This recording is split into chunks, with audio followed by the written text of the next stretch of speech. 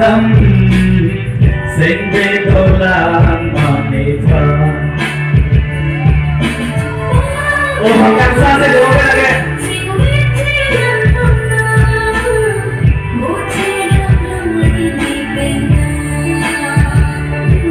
là bạn sôi lên đúng không? Này chị áp đi cái hải cầu lông câu hàn đi lông thì áp dụng để tìm thế được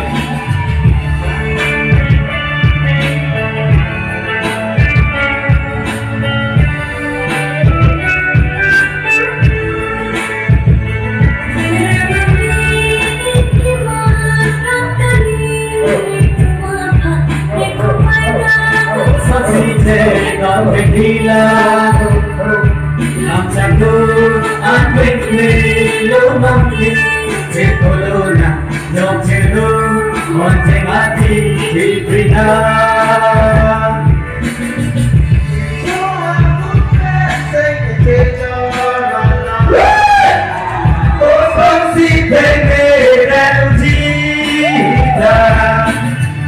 cái thích đi áo cho gì trời mong nàng pha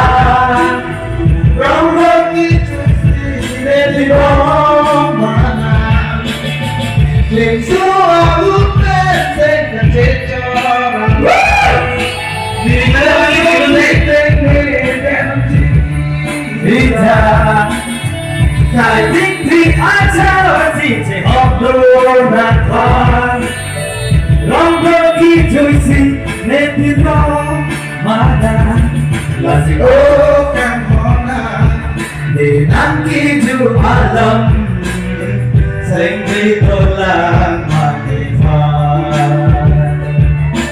rồi tôi một trang đứng đi salam đi tôi sẽ có xin bạn đã qua saya itu boleh rồi qua đi còn là saya apa qua